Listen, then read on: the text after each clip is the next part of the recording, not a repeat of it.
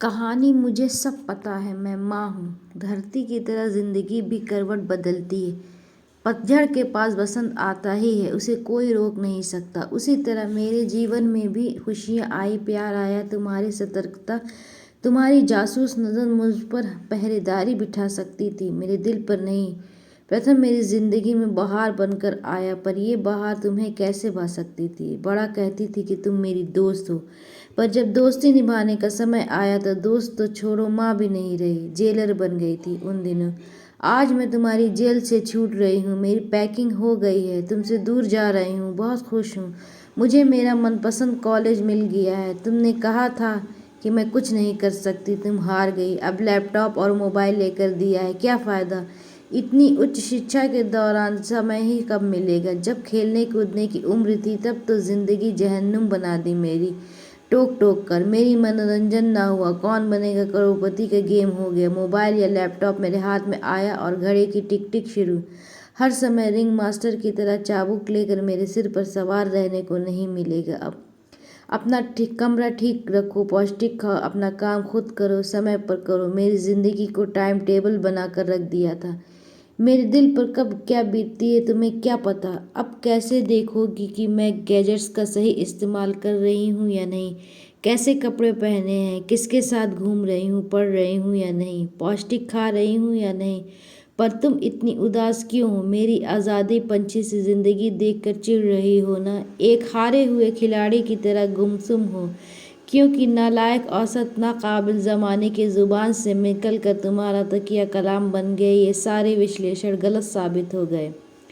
याद है सबसे पहले ये संबोधन अपनी अध्यापिकाओं के मुंह से सुने थे। वाद विवाद, भाषा और कविता पाठ, हर चीज़ का कितना शौक था मुझे।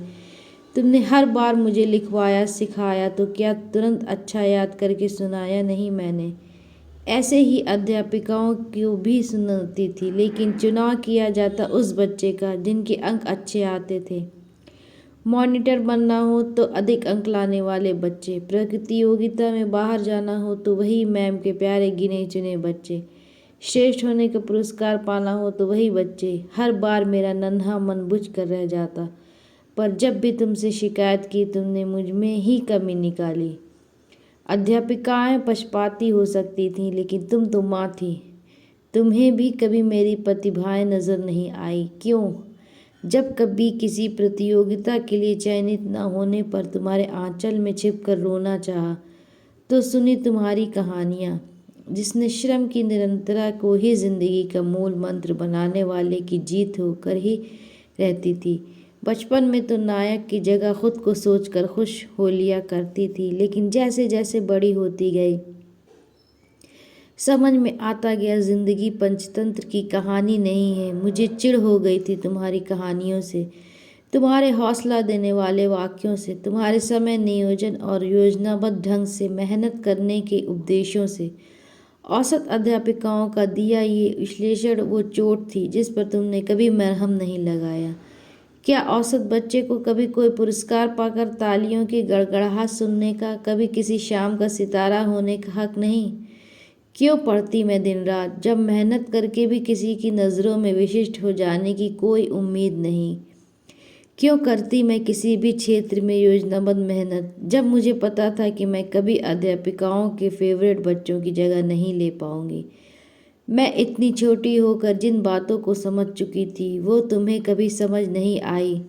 तुम्हारी कहानियाँ पंचतंत्र से बदलकर पौराणिक हो गई, जिनमें बताया जाता कि उम्र भर संघर्ष झेलने वाले कैसे खुश रह लेते थे और सब कुछ पाने वाले क्यों दुखी।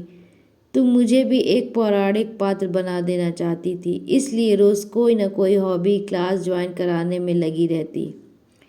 मेरी दिनचर्या इतनी संघर्षपूर्ण बना दी तुमने कि किसी मनोरंजन के लिए समय ही ना बचे।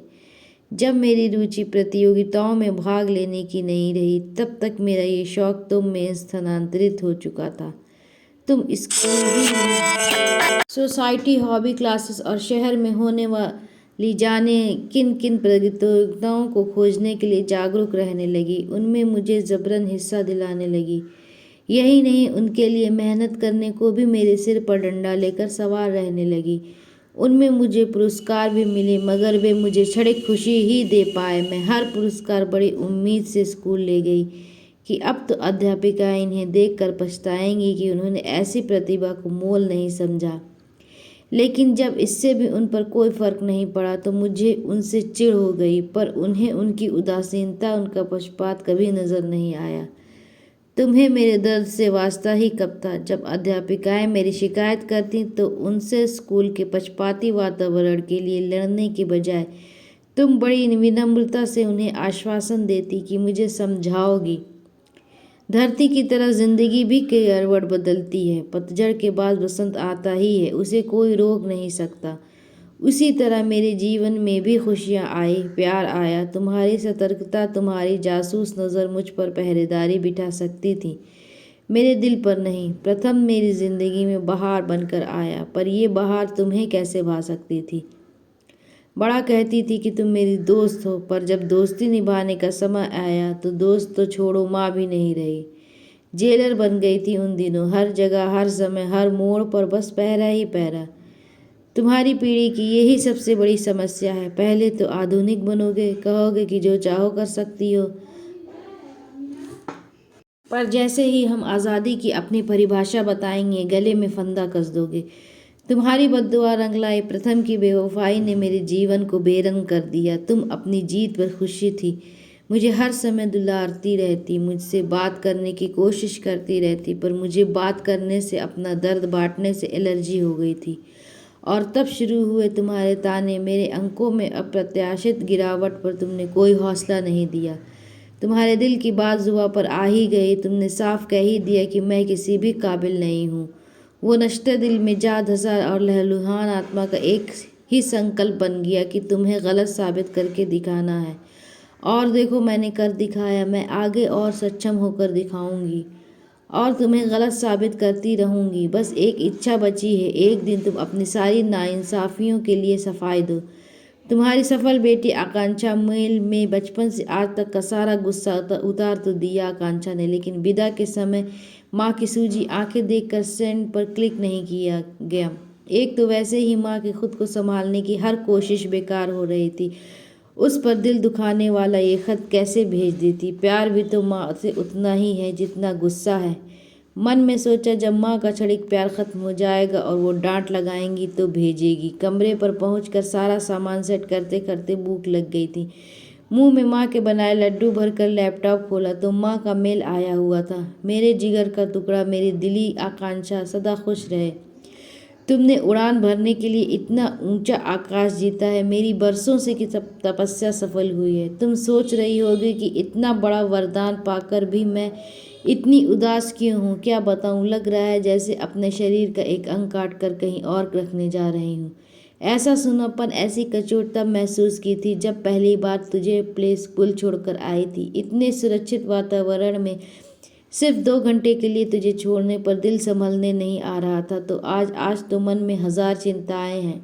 गिनी चुनी सब्जियां अच्छी लगती हैं तुझे, दूध, फल, मेवे, कुछ भी तो खुद से खाने की आदत नहीं डाल पाई तेरी। ठीक से रजाई ओढ़ना तक नहीं सिखा पाई।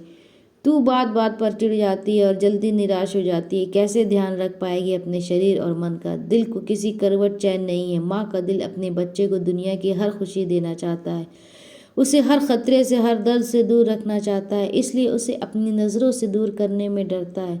पर संभालना होगा मुझे अपने दिल को, जानती हूँ तेरी भलाई के लिए ज़रूरी है। अगर हम पौधे को गमले से निकाल कर यथार्थ की क्रूर ज़मीन पर रोपने का जोखिम नहीं उठाएंगे तो वो अपने संपूर्ण विकास को कभी नहीं पाएगा। और ये तेरा प्यार नहीं है। जानती हूँ तू पिंजरे से आज़ाद हुए पंछी की तरह उत्साहित है, तुझे तेरे प्रिय खिलौने बिना किसी रोक टोक के मिले हैं। खुश है ना? ईश्वर करे हमेशा ऐसे ही खुश रहे। पर बेटा, पिंजरे के पंछी के पास एक ही गम है, गुलामी, दाने पानी की खोज की परेशानी, धूप धाम की तकलीफ, शिकारियों के खतरे का तनाव तो आज़ादी पाने के बाद ही समझ आता है। पता नहीं इन सारे संघर्षों के लिए तैयार करने की कोशिश कितनी सफल रही है। जानती हूँ तुझे मुझसे बहुत शिकायतें हैं, ये शिकायतें मेरी इन्हीं कोशिशों के कारण है। तू चाहती थी कि माँ कभी तो सारी नाइंसाफियों के लिए दिखी हो, सफाई दे, खुश हो ले। आज जब तू माँ की देखभाल से दूर हो रही है तो तेरी उन सारी शिकायतों का जवाब देना चाहती हूँ। तेरी ज़रूरत की सारी चीज़ें पैक कर दी हैं, कुछ आंसू छिपा कर रखे थे, खत के साथ भेज रही हूँ, इस उम्मीद के साथ कि ये संवादहीनता की उस दीवार को पिघला देगी जो तूने शौर से हमारे बीच खींच दी थी। याद है तुझे मुझे तू बहुत छोटी थी तो तू भी हर बच्चे की तरह अध्यापिकाओं के मुंह से चंद प्रशंसा के वाक्यों के लिए तरसती थी। प्रतियोगिताओं में भाग लेने का बहुत शौक था तुझे। एक बार तूने मुझसे अपने नाम का मतलब पूछा। मैंने बताया कि जब कोई चाह बहुत गहरी हो जाती है तो उसे आकांक्षा कहते हैं। फिर तुझसे तेरी आकांक्षा पूछने पर तूने कहा मुझे प्रिंसिपल मैम कोई पुरस्कार दे और सारा स्कूल मेरे लिए ताली बजाए। मैं बहुत भावुक होकर तुझे देखती रह गई। बेटा तेरा व्यक्तित्व मस्त मौला था। जो लोग आराम पसंद भी नहीं होते हैं और महत्वाकांक्षी भी, उन्हें अगर सही दिशा ना मिले तो कुंठित या आपराधिक होने की संभावना सबसे अधिक होती है। तू उनमें से एक थी। तब तक हमने तेरी हर इच्छा पूरी की थी, पर उस दिन मुझे उन सच्चाइयों का एहसास हुआ जिन्हें मेरी माँ अक्सर दोहराया करती थी। सफलता या उपलब्धियाँ माँ बच्चे को दिला नहीं सकती, सिर्फ उन्हें अर्जित करना सिखा सकती है। मैं तुझमें वो श्रम निष्ठा विकसित करने में लग गई जिससे तेरी आकांक्षाएं पूरी हो सकें। जब तेरा चुनाव किसी प्रतियोगिता के लिए न होता तो मेरे मन की मासूम चोटें माँ की सहानुभूति का महसूस चाहती थी, लेकिन मैं जानती थी कि ये मरहम तुझे और आलसी व अपनी कमियों को दूसरों या किस्मत के सिर मरने का आदी बना देंगे। तुझे मरहम नहीं, उपलब्धि अर्जित करने के लिए ज़रूरी श्रम की प्रेरणा की ज़रूरत थी। हर प्रकार की से समझा कर भी जब कोई असर नहीं हुआ तो मैंने बच्चों में नैतिक मूल्यों की स्थापना का सबसे पुराना तरीका चुना। इस तरीके ने कुछ असर दिखाया और तू कम से कम किसी प्रतियोगिता की बात आने पर नियोजित श्रम में रुचि दिखाने लगी। मेरा उत्साह बढ़ा और मैं तुझे नई कहानियों में गढ़कर ये समझाने में लग गई कि स्पर्धा के लिए अतिरिक्त मेहनत की ज़रूरत होती है। इसलिए अध्यापिकाएं उन बच्चों को चुनाव करती हैं जो अच्छे अंकों द्वारा श्रम के प्रति अपनी संजीदगी प्रमाणित कर चुके होते हैं। लेकिन बच्चा वो पौधा होता है जिसे कब कितना खाद पानी चाहिए अभिभावकों को पता नहीं होता, बस प्रयोग करके ही सीखा जा सकता है। मेरा ये प्रयोग भी असफल होने लगा। तूने कुछ समय तक तो मेहनत की, पर अपेक्षित फल न मिलने पर तू ज़्यादा निराश हो गई। तुझे अध्ययन से ही नहीं, मेरी कहानियों से, मेरे समझाने से भी चिढ़ हो गई और तूने कहीं चुनाव के लिए असफल होने पर अपना दर्द मेरे साथ बांटना बंद कर दिया। अब तेरा दर्द मुझे तेरे चिड़चिड़े बोलों या सोते समय तेरे गालों पर सूखे आंसुओं से पता चलता। तेरी सहेलियों से अपने अनुमानों के सच होने का पता चलता तो मैं भीतर तक आहत हो जाती। शिक्षा व्यवस्था के दिए विश्लेषण औसत के तीर ने तेरे मासूम दिल की श्रम की इच्छा शक्ति को, तेरे आत्मविश्वास को कुचल दिया था। जानती की थी तालियों की गड़गड़ाहट में खो जाने की, किसी शाम का सितारा होने का तेरा अरमान पूरा करने के मेरे पास दो ही सही रास्ते बचे थे। तेरे लिए सख्त स्पर्धाओं के अधिक से अधिक अवसर खोजना और तेरे भीतर की अभिरुचि का पता लगाना। इसलिए मैंने तेरे लिए तरह तरह के हॉबी कोर्स ज्वाइन कराना और स्कूल से इतर प्रतियोगिताओं के अवसर ढूंढना शुरू किया। लेकिन जब वो उपलब्धियां भी तेरे भीतर श्रम की निरंतरता को प्रेरणा न जगा पाई तो मेरी ममता की चिंता बढ़ गई। तूने उन्हें स्कूल में दिखाकर अध्यापिकाओं का ध्यान अपनी ओर आकर्षित करने की कोशिश की। मैं तेरे स्कूल में महत्व पाने के प्यासे अबोध मन को समझा नहीं पा रही थी कि इससे उन्हें क्या और क्यों फर्क पड़ता। यदि किसी बच्चे ने स्कूल के बाहर कोई पुरस्कार जीता है तो उससे देखकर शाबाशी देने के अलावा और कह या कर भी क्या सकती थी। एक बात और तुझे बताना ज़रूरी है कि बिना तेरी जानकारी में आने दिए मैंने तेरे स्कूल जाकर दूसरे अभिभावकों से बात करके स्कूल काउंसलर से मिलकर ये पक्का किया था कि स्कूल के पक्षपाती वातावरण को लेकर तेरी शिकायतों में सच्चाई तो नहीं है या तुझे कोई वास्तविक समस्या तो नहीं है जिससे तेरा मन अध्ययन में नहीं लगता। जब मैं आश्वस्त हो गई तब मैंने तुझसे असफलताओं पर कुंठित होने की बजाय उन्हें प्रेरणा बनाने और छोटी उपलब्धियों पर खुश रहने का नज़रिया विकसित करने के लिए पौराणिक कथाओं का सहारा लिया। किशोर वय की आंधी तथा कथित प्यार ने इस उम्र की दहलीज पर कदम रखते ही तेरे जीवन में भी दस्तक दी। मैं भी इस आंधी के खतरों से परिचित माँ की तरह चौकन्नी हो गई। ये वो कठिन घड़ी है जो हर पीढ़ी के अभिभावकों के सामने सबसे बड़ी चुनौती रही। वो किशोर वय के शारीरिक और भावनात्मक आकर्षण की अनिवार्यता को पहचानते हैं, इसलिए दोस्ताना माहौल बनाकर उसे सही मार्गदर्शन देने की कोशिश करते हैं। लेकिन जैसे ही किशोर आज़ादी की अपनी परिभाषा बताते हैं, उनकी आंखों में पहाड़ की चोटी पर खड़े उस अबोध इंसान का बिंब उभरने लगता है, जिसे अंदाज़ा नहीं है कि एक कदम फिसला और कितनी गहरी घाटी में गिर सकता है। हम जानते हैं कि ना तो बच्चा इतना छोटा है कि उसे गोद में उठाकर वापस आया जाए, और ना इतना बड़ा है कि उसे इन खतरों के बारे में समझाया जा सके। तो बस इतना चाहने लगते हैं कि एक रस्सी उसकी कमर में बांध कर पकड़ लें, ताकि वो फिसले तो उसे संभाल सकें। वो रस्सी है सतर्कता की, हर समय उसकी हर हरकत पर नज़र रखने की, और इन सबसे बढ़कर संवाद की। और उन्हीं चीज़ों से किशोर सबसे ज़्यादा चिढ़ते हैं।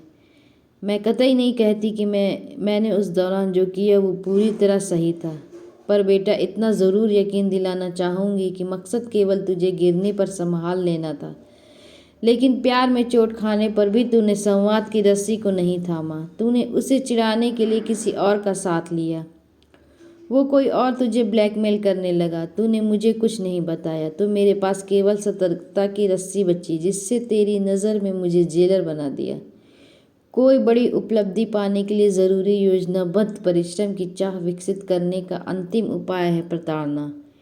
ईश्वर का लाख लाख धन्यवाद है कि दिल पर पत्थर रखकर डरते डरते अपनाया ये उपाय कामयाब हो गया। लेकिन बेटा, ये तो एक नई यात्रा की, नए संघर्षों की शुरुआत है। दुनिया में कदम कदम पर नाइंसाफ़ियाँ हैं, नाकामियाँ हैं। तू मेरी सफल बेटी है। मन की प्रतिरोधक क्षमता को इतना बढ़ाने की कोशिश करना कि नाकामियाँ तेरे विकास की प्रेरणा बन जाए। और हो सके तो अब संवाद की इस रस्सी को थाम लेना और फिर कभी ना छोड़ना। ज़िंदगी में कभी भी कोई भी समस्या आए तो सबसे पहले अपनी माँ को बताना। मैं तुझे यकीन दिलाती हूँ कि तुझे उपदेश नहीं दूंगी। जब तेरी गढ़ने की उम्र थी तब तुझे तेरी गलतियाँ बताती थी। अब तेरी बढ़ने की उम्र है तो माँ तेरे सहारा बनेगी। यकीन रखना कि माँ तुझे बहुत प्यार करती हैं और हमेशा करती रहेंगी, चाहे तू सारी दुनिया की नज़र में निरर्थक हो जाए, सारी अध्यापिकाओं की नज़र में नाकाबिल हो जाए, सारे समाज की नज़रों में गलत हो जाए, पर माँ के लिए हमेशा अनमोल रहेगी। वो तुझे संवारने की कोशिश कभी नहीं छोड़ेगी। जब डॉक्टर ने पहली बार तुझे मेरी गोद में दिया था और मैंने तुझे बड़ी सावधानी से पकड़कर सीने से लगाया था, मन से माँ तुझे वैसे ही पकड़ कर रखेगी। तेरी हंसी पर निछावर होती रहेगी, तेरे दर्द से परेशान, तेरी सुरक्षा को लेकर चिंतित होती रहेगी। कुछ ही पलों में झरझर बहते आंसुओं को संभालती आकांक्षा वीडियो कॉल करके कैमरे पर माँ के आंसू पोंछे जा रही थी। अब रोने के नहीं, गर्वित होने के दिन है मेरी सफल माँ। कहानी पसंद आए तो चैनल को सब्सक्राइब करें और वीडियो को लाइक करें।